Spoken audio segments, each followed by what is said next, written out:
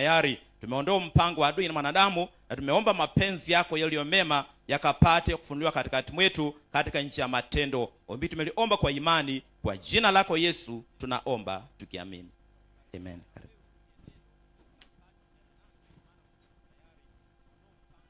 Bwana Yesu asifiwe. Asifiwe Mwokozi. Chana mwema, nimeokoka na mpenda Yesu. Taka tuende tukasemezane kuhusu mambo yale Mungu amenituma kwa ajili yenu. Bwana Yesu asifiwe. Nataka tuongee kuhusu Mungu wa kusema. Bwana Yesu asifiwe. Kuna Mungu unamwambia mambo anasikia, na kuna miungu ukimwambia asikii. Bwana Yesu asifiwe. Nataka tuongee na huyo Mungu ako na masikio. Huyo ukimwambia hoja zako anasikia na anatimiza. Asifiwe Mwokozi. Nataka tusome kuhusu kitabu cha Jona 2:1 tufike 10.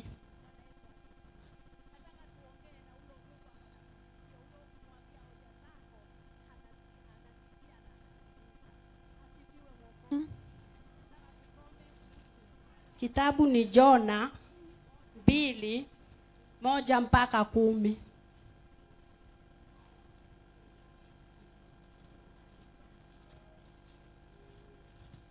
Maandiko inasema 2 anzie 1. Ndipo Yona akamwomba Bwana Mungu wake katika tumbo la yule samaki, akasema, namlilia Bwana kwa sababu ya shida yangu, naye akanitikia. Katika tumbo la kuzimu naliomba, nawe ukasikia sauti yangu. Maana ulinitupa vilindini, ndani ya moyo wa bahari, gharika ya maji kanizunguka pande zote. Mawimbi yako yote na gharika zako zote zimepita juu yangu. Nami nikasema, nimetupwa mbali na macho yako, lakini nitatazama tena kukabili hekalu lako takatifu. Maji yalinizunguka hata nafsini mwangu, vilindi vilinizunguka, mwani ulikizinga kichwa changu. Nalishuka hata pande za chini za milima, hiyo nchi ya mapingo yake yalinifunga hata milele. Lakini umeipandisha nafsi yangu kutoka shimoni, Bwana Mungu wangu. Roho yangu ilipozimia ndani yangu, nalimkumbuka Bwana. Maombi yangu yakakuwasilia katika hekalu lako takatifu. Watu waangaliao mambo ya ubatili na uongo hujitenga na rehema zao wenyewe. Lakini mimi sitakutolea sadaka kwa sauti ya shukrani, nitaziondoa nadhiri zangu. Wokovu hutoka kwa Bwana. Bwana Yesu asifiwe. Yaani hiyo ni story mnaelewa wengine. Huyu Jona alikuwa ni mtesi wa watu wa Mungu. Lakini alikuwa wakati anatumwa, alikuwa asikii na anafanya vile anataka, sababu alikuwa anajua vile anajua. Bwana Yesu asifiwe. Maandiko inasema wakati Mungu alitaka afanye kazi, hakushindania na yeye. Maandiko inasema mahali pale alikuwa anaenda tu kutesa watu wa Mungu. Lakini Mungu akasema mwisho imefika. Diposa akamuongelesha mahali pale, hakiwa anajificha, hakiwa ndani ya maji, akaamrisha samaki ikammesa. Bwana Yesu asifiwe. Alipokuwa anameswa akiwa huko ndani, sijui alikuwa anaongea aje, sababu nina imagine ukiwa kwa tumbo sijui ulikuwa unafumua aje. Lakini huyo aliona mateso yake. Huyo aliona ile dhambi alikuwa anatendea watu wa Mungu. Bwana Yesu asifiwe. Ndio akaanza kuomba. Akaanza kukumbuka Mungu. Kumbe wakati tuko na shida ndio tunakumbuka kuna Mungu. Kumbe wakati tunapopitishiwa mambo yale hayafurahishi roho zetu ndio tunaanza kuomba. Huyu Yona akaanza kukumbuka kuna Mungu. Huyu Yona akaanza kuomba, akisema Mungu nikumbuke, sababu aliona mwisho wake umefika. Bwana Yesu asifiwe. Hakuwa anajua kama atatoka tena. Hakuwa anajua kama anaweza simama tena na afanye kazi ya Mungu. Lakini Mungu ni Mungu, sio mwanadamu. Alisikia ombi lake. Maandiko inasema wakati alikuwa ndani ya tumbo, akakumbuka Mungu. Akamwambia Mungu, ninaomba kwa sababu ya shida zangu, unirehemu, unitoe mahali pale. Alikuwa anaona tu ako kuzimu, kwa maji, kwa bahari. Bwana Yesu asifiwe. Bahari sio kama mto, bahari ninadhani ni kile kimto kikubwa sana. Hapo na hicho kisamaki, sijui hata alikuwa anatoshana aje akijikunja hapo kwa tumbo. Lakini mahali pale ndio Mungu alimtoa. Bwana Yesu asifiwe. Inataka kusema aje, mara nyingi sana tunakosea Mungu. Unapotumwa, unaporekebishwa, unaona hapana, unaona wewe ndio unaweza. Angalia Jona, alikuwa mtesi, alikuwa anafanya mambo yake akijiona anaweza. Lakini ilifika pahali akiwa katika hiyo tumbo la samaki, akaanza kumuita huyu Mungu. Bwana Yesu asifiwe. Wewe umepita mambo ngapi?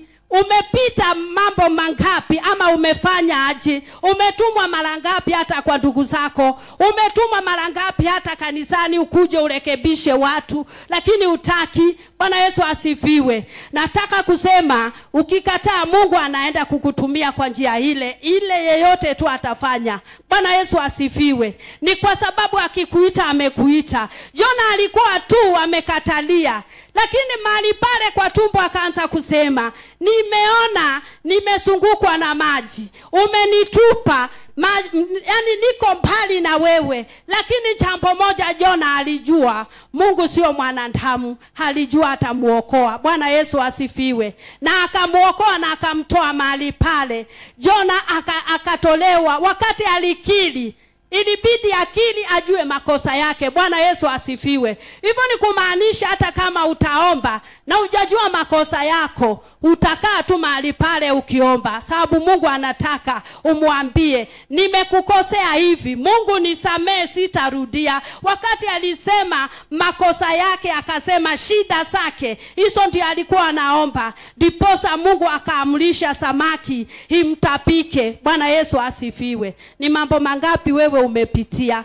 Umepitia mambo mangapi ukitumwa? Ukifanya kazi ya Mungu, kidogo tu kikwaswa kidogo unakaa chini. Bwana Yesu asifiwe. Angalia samaki isikuje ikumese.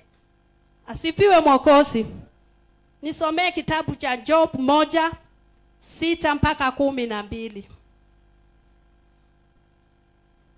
Inasema, ilikuwa siku moja ambayo hao wana wa Mungu walikwenda kujidhihirisha mbele za Bwana. Shetani naye akaenda kati yao. Bwana akamuuliza Shetani, umetoka wapi wewe? Ndipo Shetani akamjibu Bwana na kusema, natoka katika kuzunguka duniani na katika kutembea huku na huku humo. Kisha Bwana akamuuliza Shetani, je, umemwangalia huyo mtumishi wangu Ayubu? Kwa kuwa hapana mmoja aliye kama yeye duniani, mtu mkamilifu na mwelekevu, mwenye kumcha Mungu na kuepukana na uovu. Ndipo Shetani akamjibu Bwana na kusema, je, huyo Ayubu yamcha Bwana bure? Wewe hukumzingira kwa ukingo pande zote, pamoja na nyumba yake na vitu vyote alivyo navyo. Kazi ya mikono yake umezibarikia, nayo mali yake imeongezeka katika nchi. Lakini nyosha mkono wako sasa uyaguse hayo yote aliyo nayo, naye atafukuru mbele za uso wako. Bwana akamwambia Shetani, tazama yote aliyo nayo yamo katika uwezo wako. 12 inasema, Bwana akamwambia Shetani, tazama yote aliyo nayo yamo katika uwezo wako, lakini usinyoshe mkono wako juu yake yeye mwenyewe. Basi Shetani akatoka mbele za uso wa Bwana. Bwana Yesu asifiwe. Naye huyu ni mwingine, ni Job. Huyu Job alikuwa na shida, na hiyo shida yake alikuwa anapata, si ati alikuwa amekosa, ilikuwa ni Mungu tu amjaribu. Bwana Yesu asifiwe. Na ndiposa Shetani, wakati Mungu mwenyewe alikuwa anatembea, akakutana na Shetani na akamuuliza, unafanya nini? Akamwambia, nasunguka tu. Ni kama walikuwa wanajadiliana. Bwana Yesu asifiwe. Wakati walikuwa wanaongea, Mungu akakumbuka, akamuuliza, na umenionea mtu wangu mpendwa? Shetani alikuwa anajua huyu Ayubu hawezi shikwa na mtu, na ni mtu hawezi cheza na Mungu, hata umfanye nini hawezi. Bwana Yesu asifiwe. Naye Mungu mwenyewe alikuwa anajua huyu ni mtu wangu. Huyu alikuwa amemjaribu sana nikiona, na akajua huyu hata nikimpea kwa mikono ya shetani hawezi fanya kitu. Bwana Yesu asifiwe. Ndiposa wakiwa wanaongea, akamwambia umembariki, umempea ulinzi hata kwa familia yake. Umempea, yani kila kitu, ni mtu hawezi guswa, ni mtu hawezi gusika. Bwana Yesu asifiwe. Lakini Mungu akamwambia, kama ni hivyo nimekupea ruhusa, enda umjaribu. Lakini ile kitu Mungu alikataa nayo ni roho yake. Ufanye chochote utafanya, na hiyo mali ufanye chote kile utataka, lakini roho yake usiguse. Bwana Yesu asifiwe. Mnajua sana mateso Ayubu alipitia na magonjwa, na hapo shetani sababu naye anajifanya anajua, akakimbia mbio akaenda kwa Ayubu. Alianza na watoto. Bwana Yesu asifiwe. Akaenda akaua watoto wote wa vijana, kabaki mtu mmoja tu wa kulete ripoti. Anakuja anamwambia, vijana wameuawa, ni mimi tu nimebaki nikuje nikuletee hii ripoti. Wakifikiria Ayubu ataanguka, asimie, akufe, anasema ni sawa. Anaenda analetewa ripoti nyingine, wasichana ndio wao. Anaenda mpaka hata na mali hiyo alikuwa amepewa yote ikaisha. Bwana Yesu asifiwe. Lakini hakuna ile siku alisimama akaona Mungu amemkosea. Bwana Yesu asifiwe. Nikawa nikiangalia hii maandiko nikaona, kumbe sisi tunateseka ni kwa sababu tukijaribiwa kitu kidogo tunaanza kusahau Mungu. Unaanza kusema nimeomba lakini huyu Mungu hajanisikia. Unaanza kusema mbona nimeomba nimefunga. Lakini Ayubu anasema wakati alikuwa anajaribiwa mali yake yote ikaisha, hakuona kuacha Mungu.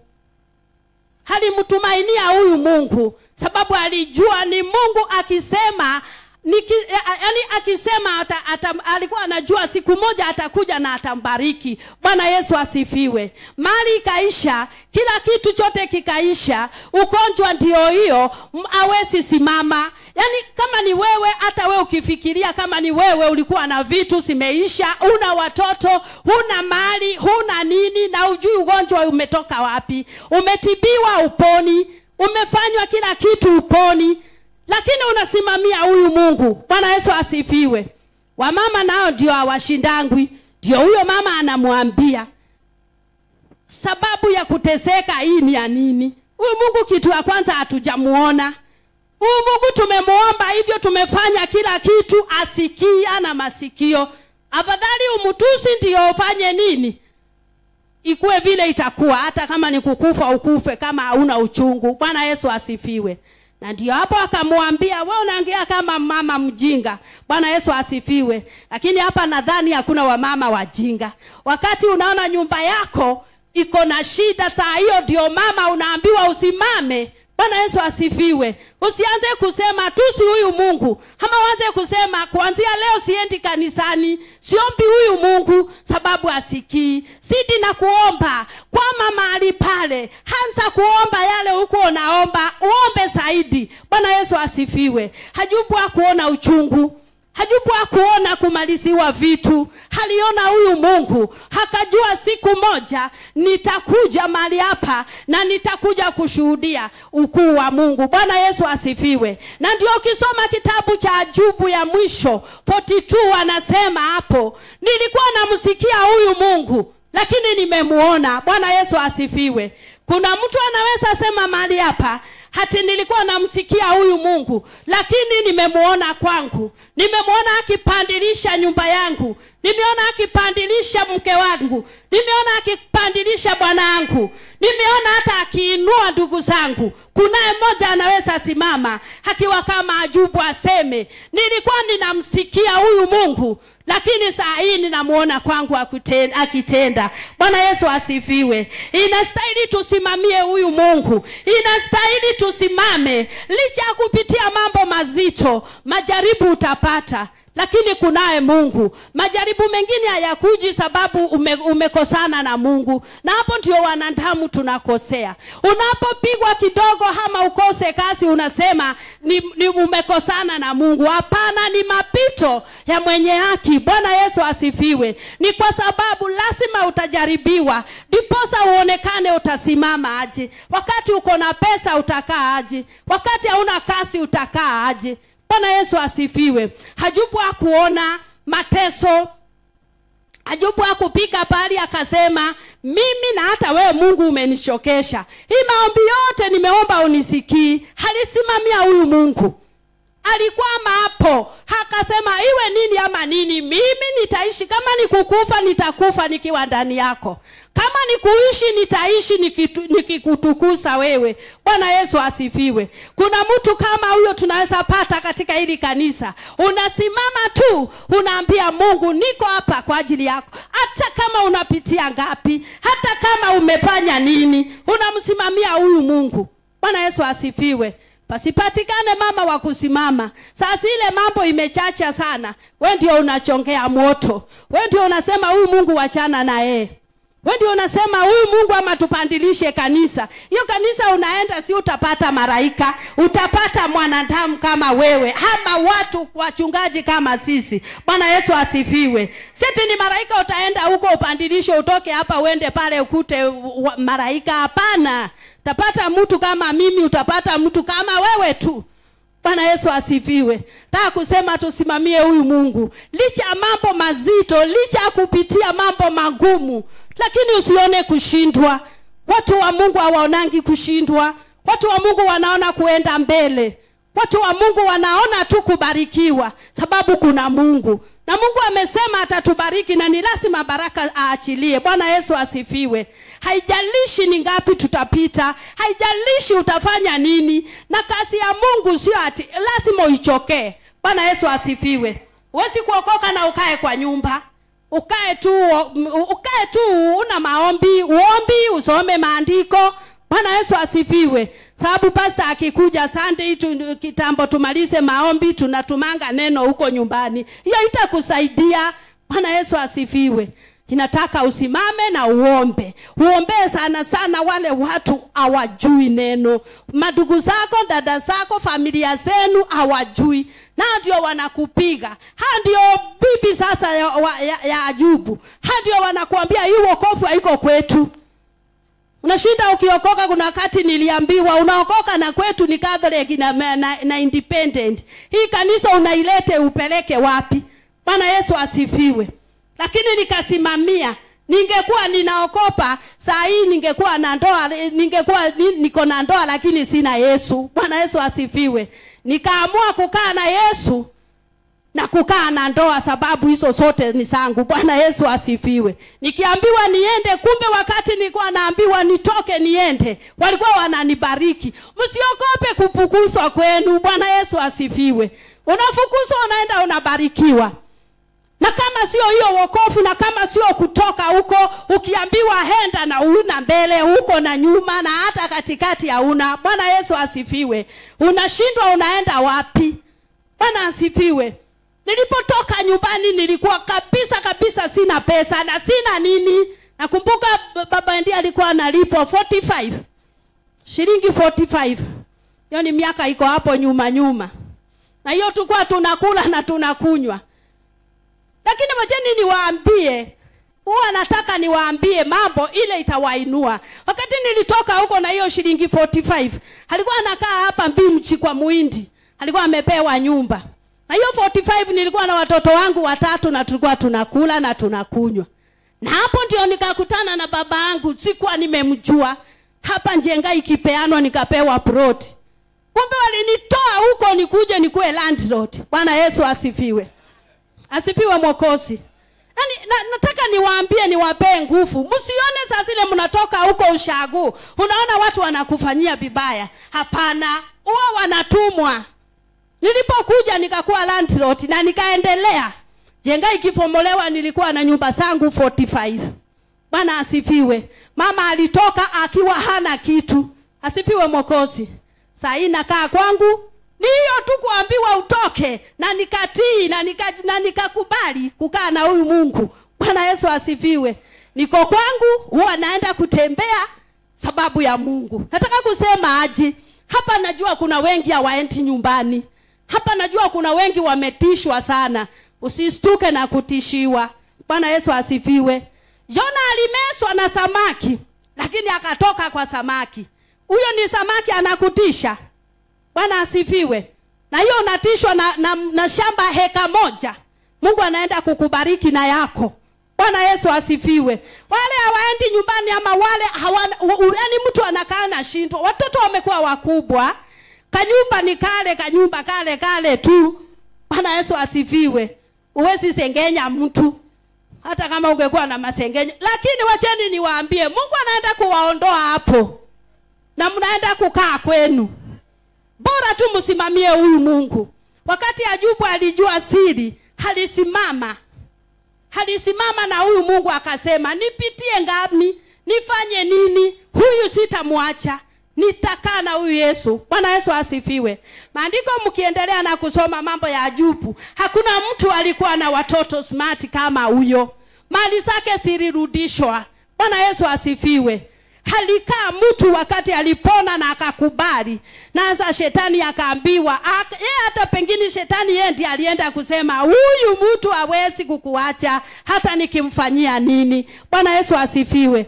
Maandiko inasema Ayubu ndio alikuwa amebarikiwa licha ya kumaliziwa. Wewe ni gani umepitia? Umemaliziwa nini? Umenyang'anywa shamba huko Nyushaku ukaambiwa usilime. Usistuke na hako kashamba kamiguu miwili hivi. Bwana Yesu asifiwe. Ambia Mungu, na mimi nataka yangu. Bwana Yesu asifiwe. Abrahamu aliambiwa toka na uende. Na kuuliza naenda wapi? Wakati alienda akabarikiwa huko. Unapoambiwa toka, unasema na mimi ndio Ayubu, mimi ndio Ayubu, mimi ndio Abrahamu. Ninatoka naenda sijui naenda wapi. Hapo naendea baraka zangu. Bwana Yesu asifiwe. Usilie tena. Usishinde ukinungunika. Ati pressure nini? Hapana. Ambia Mungu, niko hapa kwa ajili yako. Bwana Yesu asifiwe. Tumeona watu wengi sana wamepitia hata hawa kitambo, na Mungu akawapandilisha, Mungu akawainua. Watu walikuwa hawana tegemeo, yani hawajui watakaa aje, lakini Mungu akawainua. Bwana Yesu asifiwe. Usione kushindwa, hona kushinda, sababu Mungu wetu ni mkuu. Bwana Yesu asifiwe.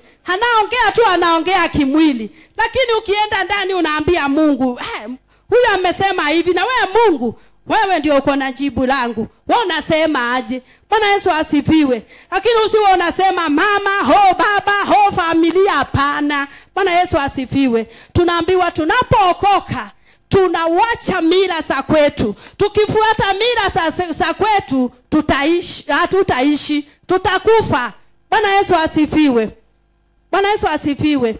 Sababu utakuwa unaambiwa ukifanya hivi utakufa. Na ukufi. Bwana Yesu asifiwe. Unaishi miaka 100 ukiwa na nguvu. Bwana Yesu asifiwe.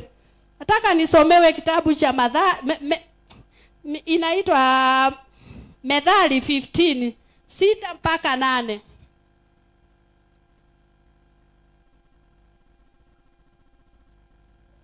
Inasema 15. Inasema, katika nyumba ya mwenye haki mna akiba nyingi, bali mapato ya mtu mbaya huwa taabu tu. Midomo ya mwenye haki hueneza maarifa, bali moyo wa mpumbavu haufanyi hivyo.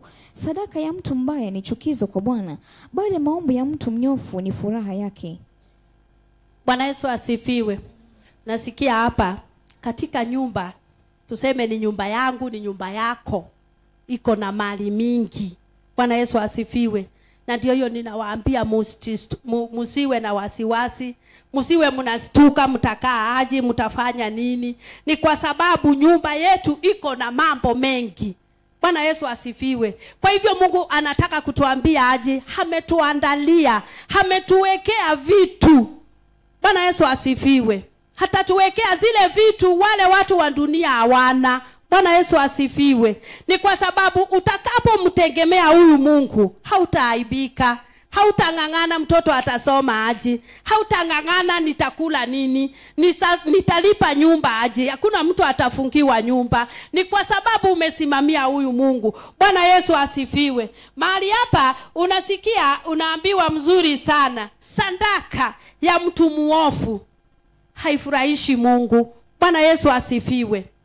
Usiwe tu unataka yani ujionyeshe tu wewe ni mtu tu kwa sababu ya kusoma kwako ama nini. Hapana. Bwana Yesu asifiwe. Toa sadaka ukijua umetoa hii sadaka na roho yako. Kisaidia mtu, msaidie ukiwa na roho yako moja. Usiwe unasaidia mtu na hapa hivi ni kumsema. Hapa hivi ni kusema kama sio mimi angefanya hivi. Kama sio mimi hapana. Bwana Yesu asifiwe. Kwa hivyo hapa ni kurekebishwa, tunarekebishwa. Yaani katika hiyo nyumba kama tunataka baraka, ni lazima na sisi tujitenge na uovu. Ni lazima na sisi tujuane na huyu Mungu zaidi. Bwana Yesu asifiwe. Ni kwa sababu mara nyingi sana watu wanataka kujionyesha. Bwana Yesu asifiwe. Unaposimama ama unapokuwa tu umesoma, wacha nitumie kusoma. Yaani unaona sasa wewe umefika. Unaona wale wengine hawajasoma sio watu. Bwana Yesu asifiwe. Hakuna ule mtu hawezi kukusaidia. Asifiwe Mwokozi. Ni kwa sababu kuna Mungu, yani Mungu anatumianga kwa sababu nyinyi wote mumeumbwa na Mungu, si ni ukweli?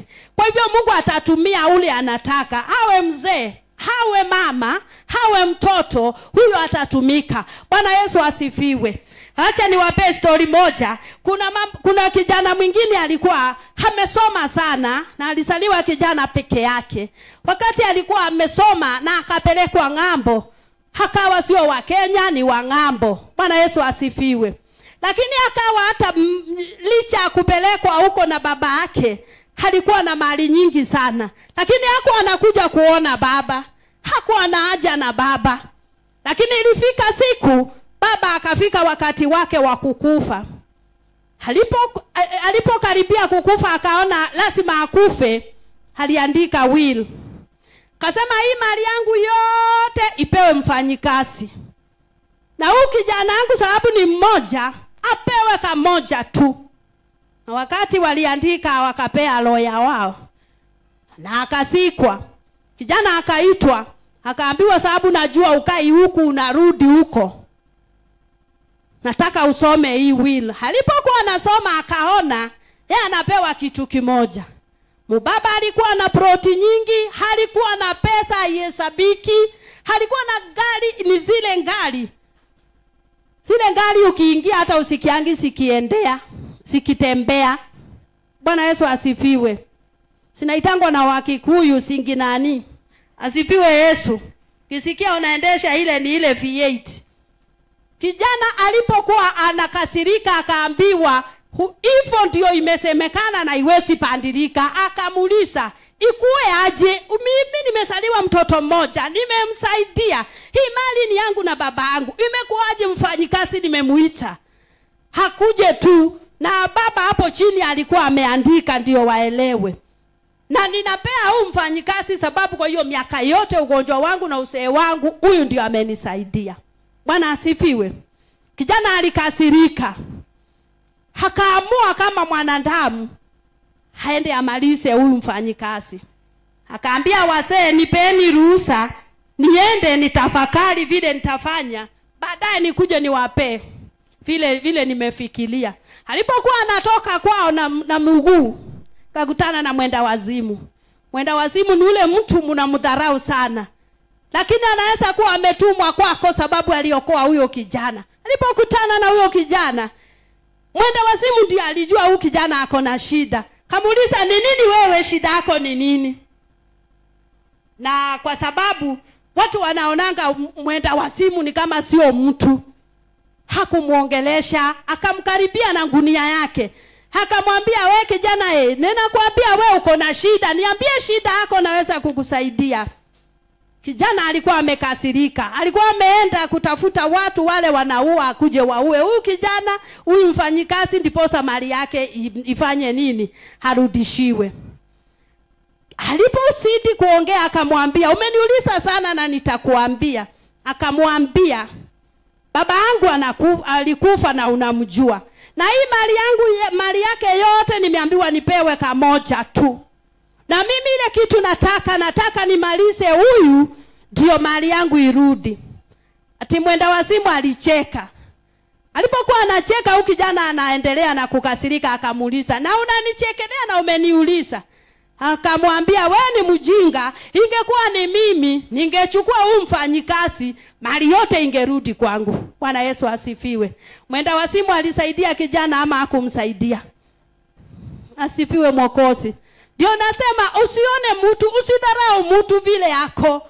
Bwana Yesu asifiwe. Hata mtoto atatumwa kwako na akuokoe. Ule mtu unamdharau hapo, huyo ndio anaweza kuwa baraka zako. Huyo ndio anaweza kuwa kifunguo kwa maisha yako. Bwana Yesu asifiwe. Huyu kijana alisaidiwa na mwenda wazimu na ngunia yake. Asifiwe Mwokozi. Na akapona.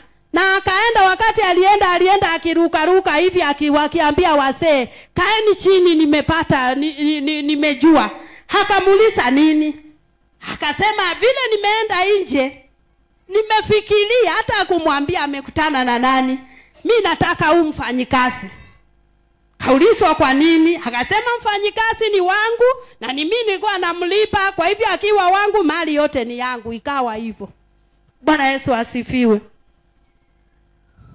Nataka mnisomee Zaburi 34 4 mpaka 8.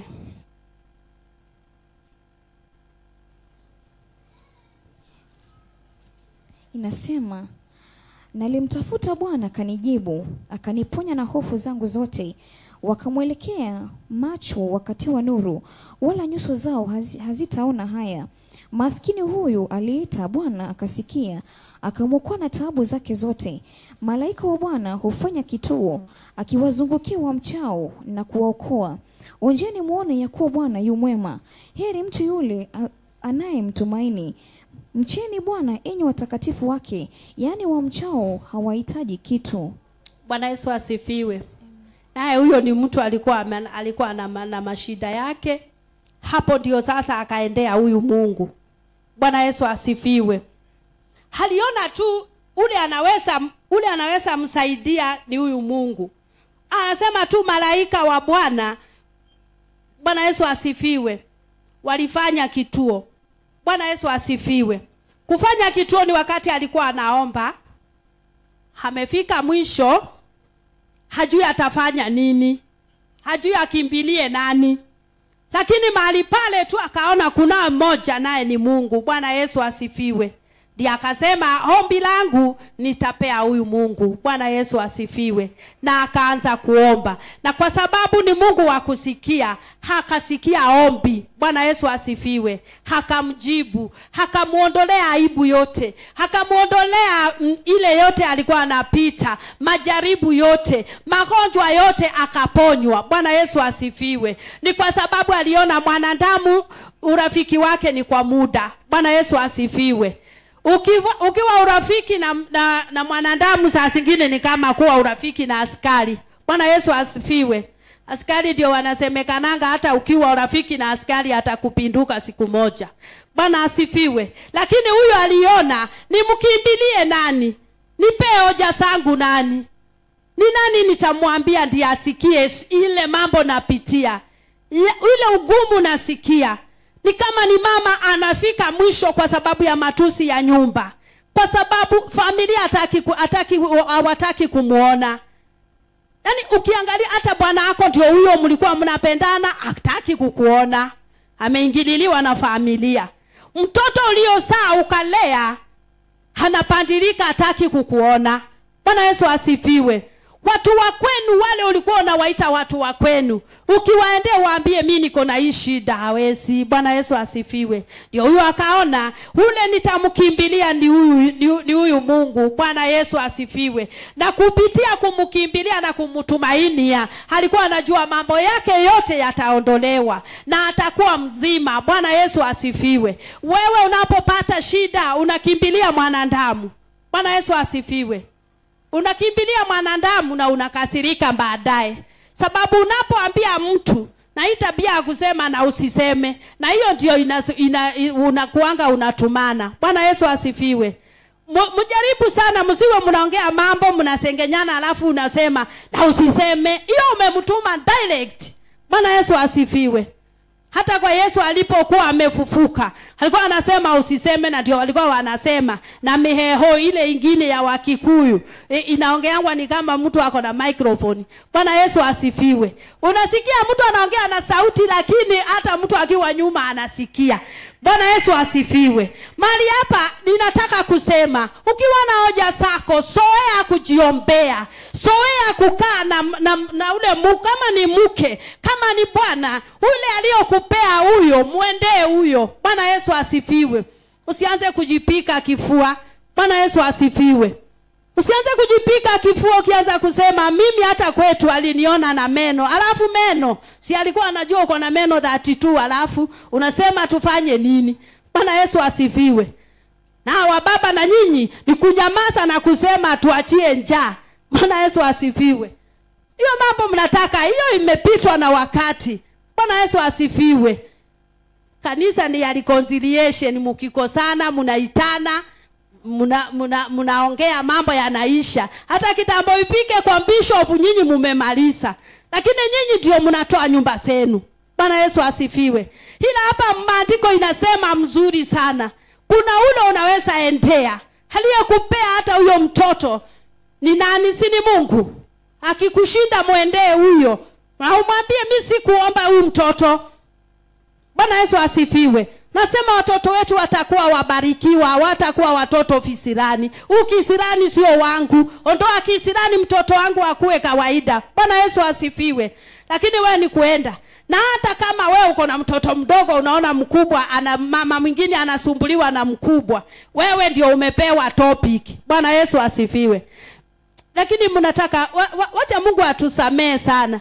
Sababu unajua watu wengine wanafanyanga mambo ya hii ya magazeti, hii ya kameme, na hujatumwa. Bwana Yesu asifiwe. Ukiona mwenzako ako na shida, acha kushinda ukimuongea.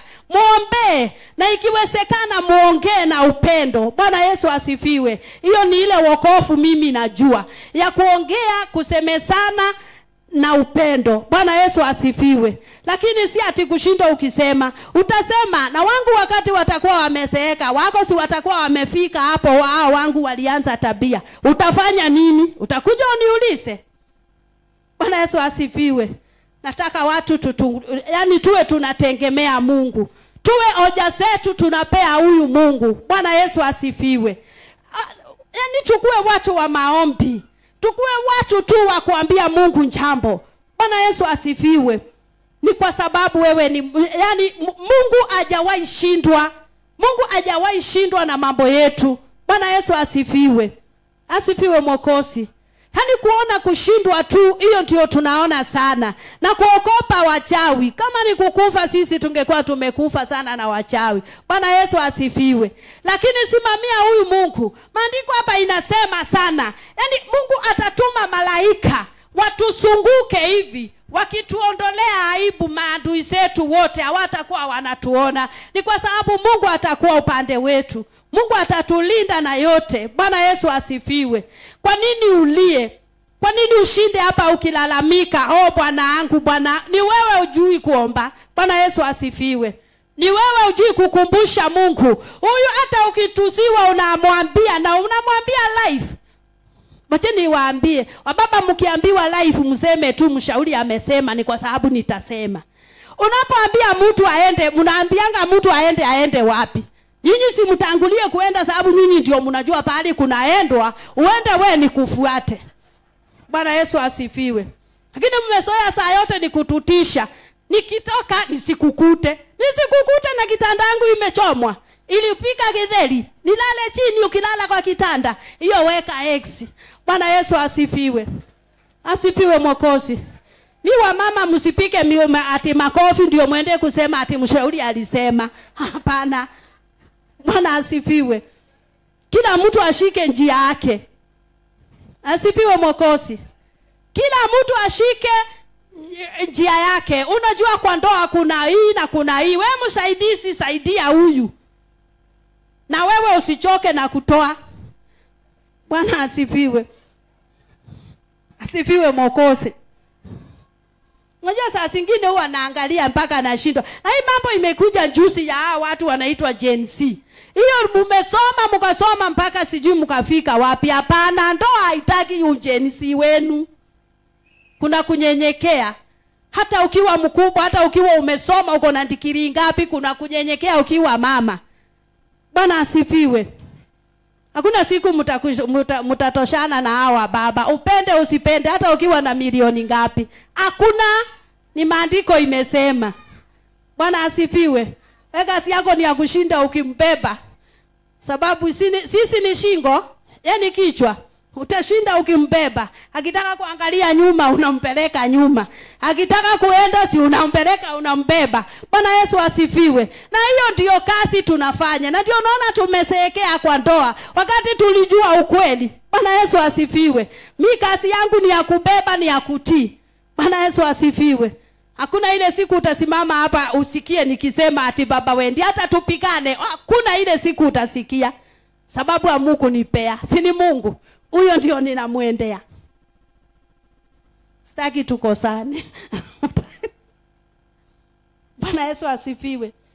Nisomewe Isaia 11:1-10. Ndio inasema, basi likatoka chipukizi katika shina la Yese, na tawi litakalo toka katika mizizi yake litazaa matunda. Na roho ya Bwana atakaa juu yake, roho ya hekima na ufahamu, roho ya shauri na uweza, roho ya maarifa na kumcha Bwana.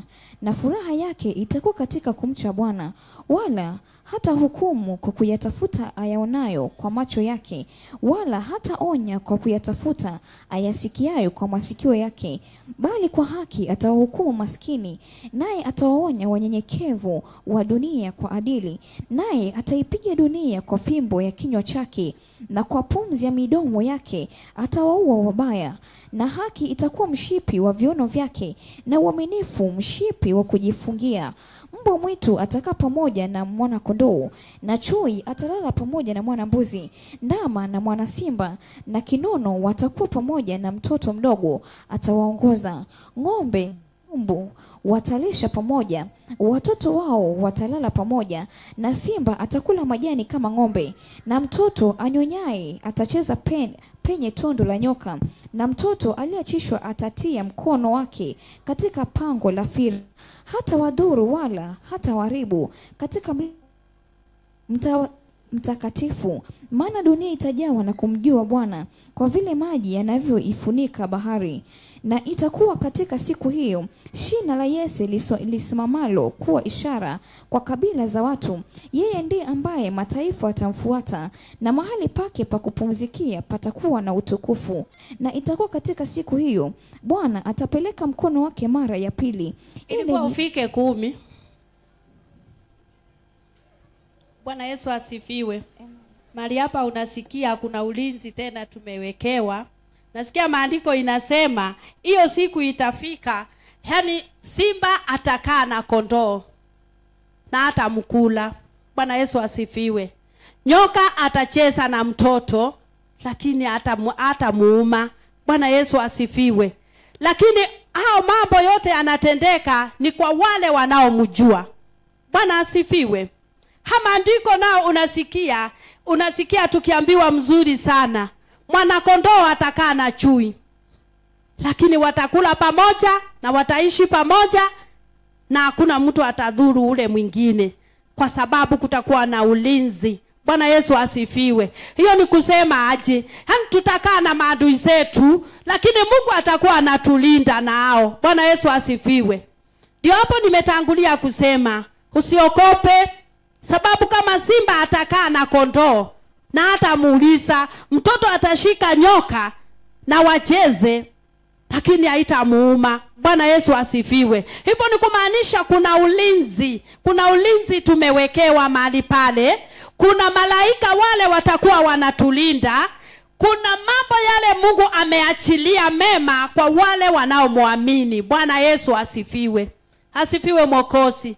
Kwa hivyo hakuna kuogopa, ni kwa sababu Mungu ndio hako na mahitaji yetu yote. Mungu ndio hako na hoja zetu. Maisha yetu yote iko kwa Mungu. Bwana Yesu asifiwe. Unaposikia mnyama atakaa, kama unajua chui na kondoo haiwezi kaa pamoja.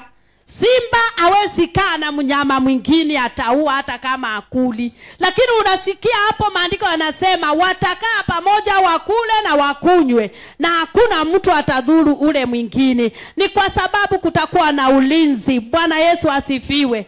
Ni kwa sababu huyu Mungu ametumana kwa ajili yangu, kwa ajili yako. Bwana Yesu asifiwe. Kwa hivyo hakuna kushinda ukiokopa, kwa sababu unaposoma maandiko na usikie kuna ulinzi mkubwa kama huu, utakutana na wale wanyama unaokopa, lakini mtapitana tu, hata pengine mtaongeleshana. Ni kwa sababu wamefunikwa vinywa. Bwana Yesu asifiwe. Asifiwe Mwokozi. Lakini nao ni kwa wale wanaoamini. Bwana Yesu asifiwe. Hapa ni kwa wale tu wanaoamini, wale wanajuana na huyu Mungu. Hao tu ndio watalindwa. Bwana Yesu asifiwe. Ni kwa sababu unapojiachilia ukaange na maombi ya ndugu yako, haitakusaidia, itakusaidia kidogo. Bwana Yesu asifiwe. Wacheni tusimamie huyu Mungu. Wacheni tutegemee huyu Mungu. Kwa mambo yote tunamuita. Ni kwa sababu kama anaachilia ulinzi mkubwa kama huu, ni nini ingine tunatafuta? Bwana Yesu asifiwe. Wacheni tumtegemee. Ukiwa na shida, ambia huyu Mungu, umwambie mimi pali nimefika ni wewe. Bwana Yesu asifiwe. Kwa sababu unapompea hoja zako, atakusaidia, atasikia. Hata kabla umwambie, hatakuwa amesikia. Kwa sababu alikuumba hata kabla wewe kujua kama utasaliwa. Bwana Yesu asifiwe.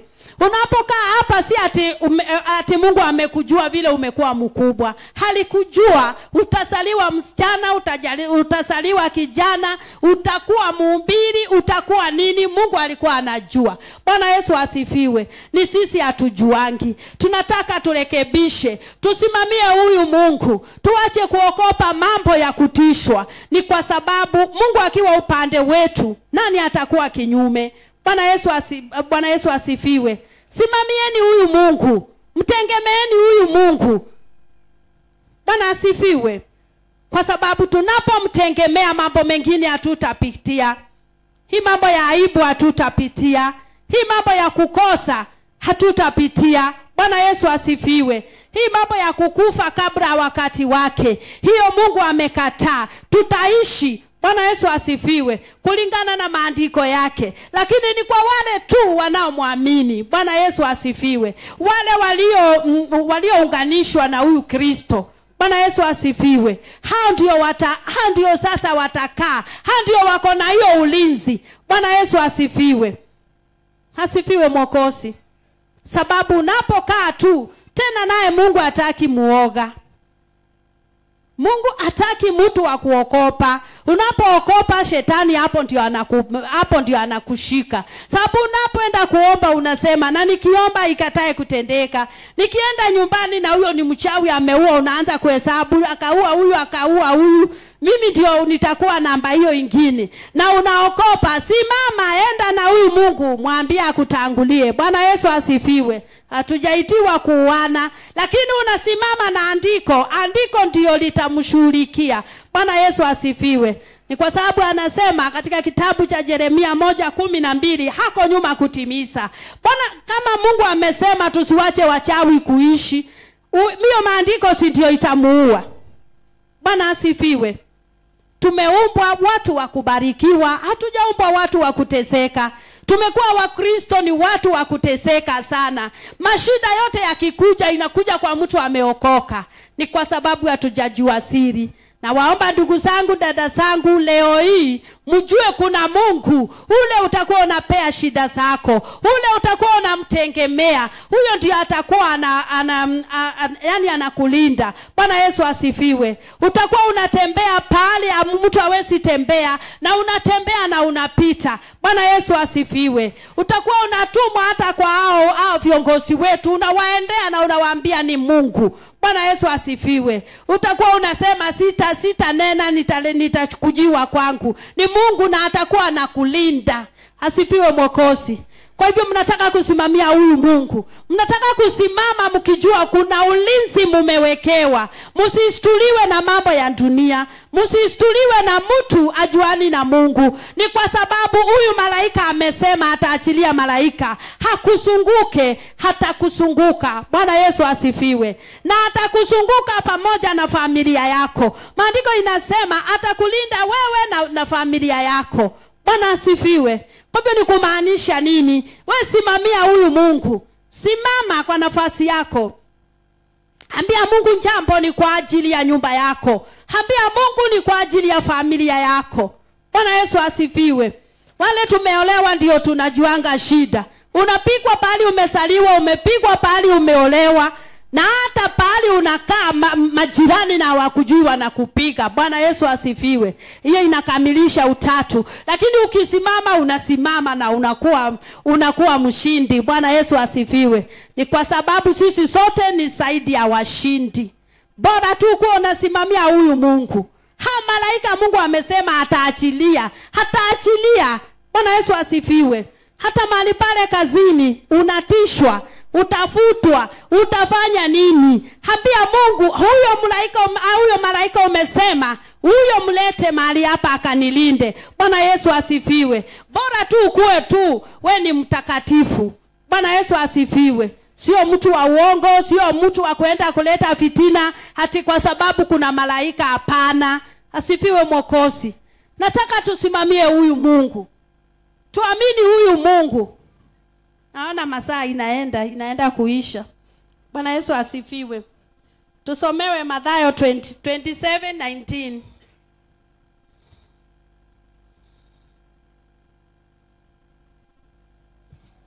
Maandiko inasema, na alipokuwa ameketi juu ya kiti cha hukumu, mkewe alimpigia mwambia, usiwe na neno la yule mwenye haki, kwa sababu nimeteswa mengi leo katika ndoto kwa ajili yake. Nao wakuu wa makuhani na wazee wakawashawishi makutano ili wamtake Baraba na kumwangamiza Yesu. Basi liwali akajibu. Bwana indini tu. Bwana Yesu asifiwe. Hapa ni wakati Yesu alikuwa anasurubiwa. Ndio sasa malaika tu ndio walitumwa kwa huyo mke wake Pilau. Hakamwambia, usijaribu kuingililia huyu mtu, sababu huyu mtu ana shida. Huyu mtu alikuwa Yesu. Bwana Yesu asifiwe. Hakamwambia, sikulala kwa sababu ya kusumbuliwa na malaika, ni kwa ajili ya kupewa jambo, ujumbe ni kwa ajili ya huyu mtu. Hakaambia bwana yake, usijaribu kuingililia. Bwana Yesu asifiwe. Na sijui kwa nini wamama wanapenda kutumika sana. Mahali pale kwa Ayubu ni mama alitumwa akasema atukane. Mahali hapa Yesu akisurubiwa ndio anatumwa, huyu mama tu ndio anatumwa, anaambia bwana yake, usijaribu kuingililia, sababu huyu mtu hana hatia, huyu mtu hana shida. Bwana Yesu asifiwe. Lakini kwa sababu kulikuwa na mambo yale walikuwa wamepitisha sheria zao. Na hivyo ndio nimesema mambo ya sheria haitaki kufuatwa sana. Tukiokoka tuachane na sheria. Halishindwa kweli, ameambiwa na mke wake afanye nini. Hanapouliza watu wanasema hapana, tuue huyu, tuachilie huyu. Bwana Yesu asifiwe. Lakini hapa Mungu mwenyewe ndiye ametuma mke wake, na mke wake akatii, akaenda akamwambia, ujitenganishe na huyu mtu, sababu huyu mtu ni kama aliambiwa, huyu ni mwana wa Mungu, huyu ndiye anakuja kutuokoa, na ukiingililia pengine tutapata shida. Lakini na kwa sababu huyu mkubwa halikuwa anatii ile sheria, kwa sababu watu wa kitambo walikuwa wanatii sheria, sio kama saa hii, akashindwa afanye nini. Hakarudi kwa watu, hakawauliza, mnataka tufanye nini, tuachilie nani? Huyu Yesu wa kuwakomboa wanasema ueni huyu. Lakini huyu mwingine mtu hata wasaidia ndio wanasema waachiliwe. Bwana Yesu asifiwe. Maandiko mkisoma hapo chini anasema alipokuwa anashindana sana, aliitisha maji na akanawa mikono.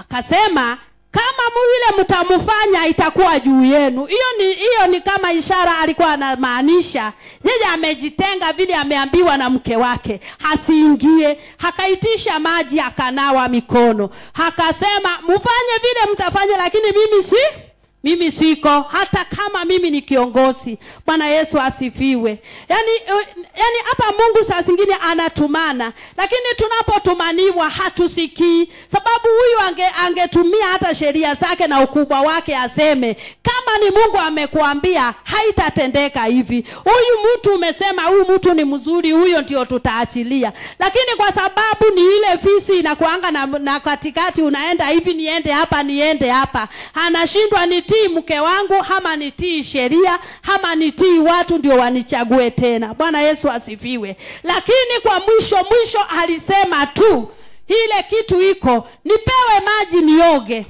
ninawe mikono. Nikumaanisha hiyo mambo mumuue, mimi sitaulizwa damu yake. Mfanye vile mtafanya, mimi sitaulizwa sababu nimejitoa. Bwana Yesu asifiwe. Lakini maandiko inasema hata lisha ya kumuua huyu Yesu ndio tu hata akitukomboa hata yeye alikombolewa. Asifiwe Mwokozi. Wacheni tumtegemee huyu Yesu.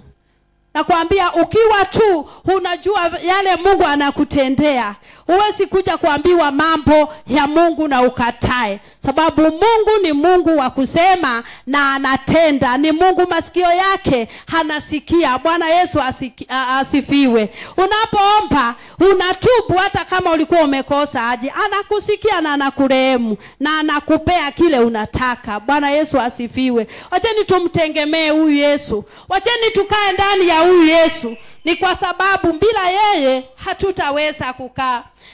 Nisomewe Isaiah 65:20 mpaka 25.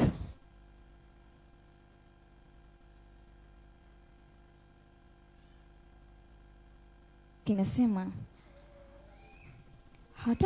hata kuwapo tena mtoto wa siku chache, wala mzee asiyetimia siku zake.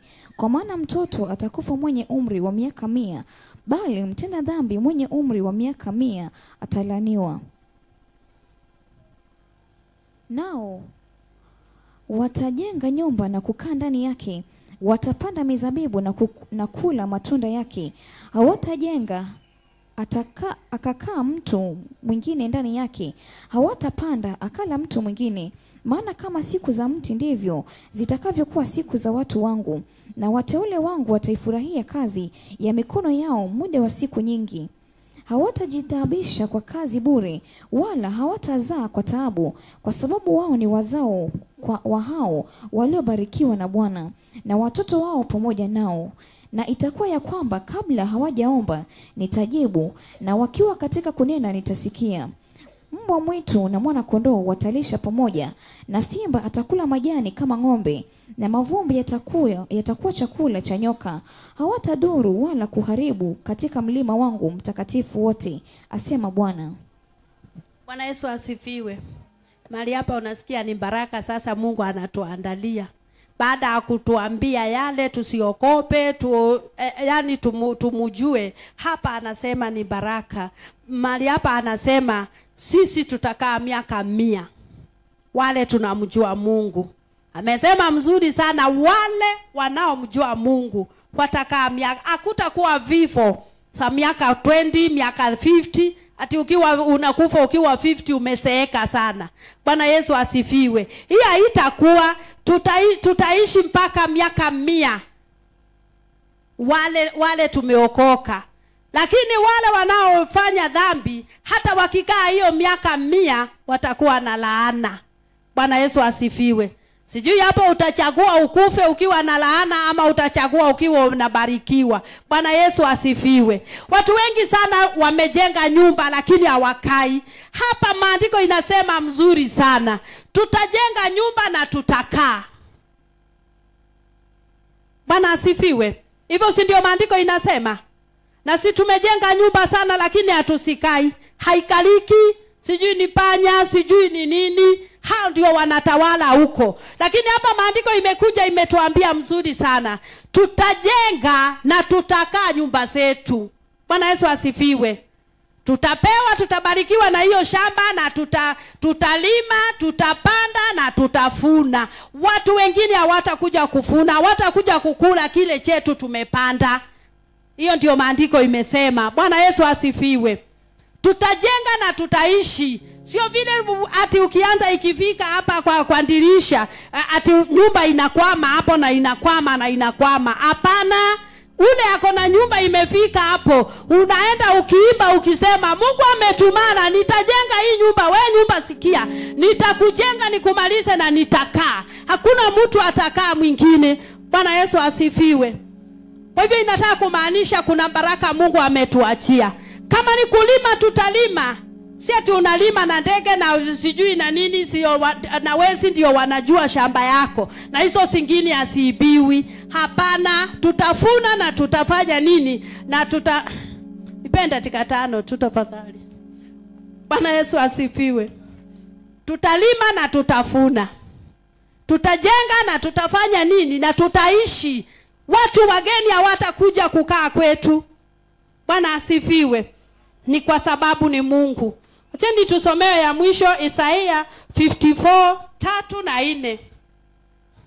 Isaya ndio kinasema, kwa maana utaenea upande wa kuume na upande wa kushoto, na wazao wako watawamiliki mataifa, wataifanya miji iliyokuwa kukaliwa na watu. Usiogope, maana hautatayarika, wala usifadhaike, maana hutaaibishwa, kwa kuwa sahau aibu ya ujana wako, pia mashutumu ya ujane wako hutayakumbuka tena. Bwana Yesu asifiwe.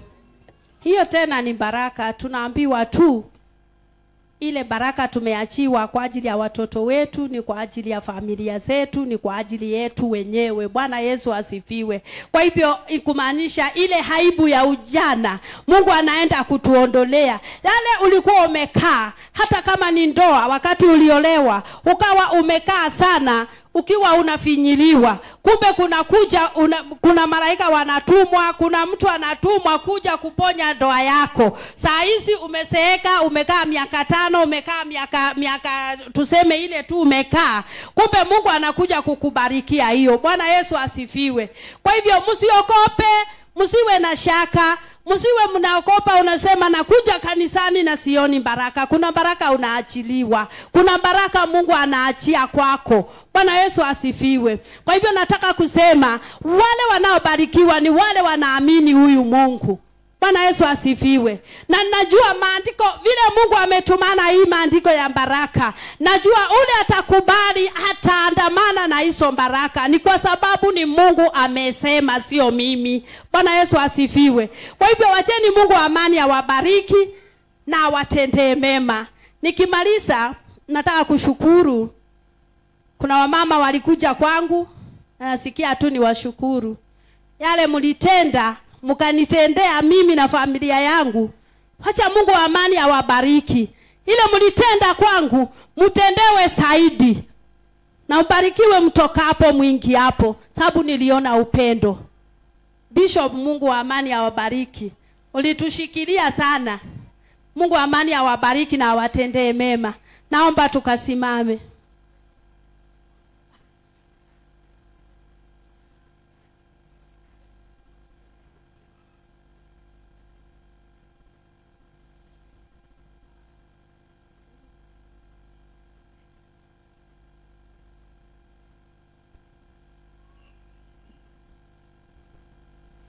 Nani kama wewe Bwana?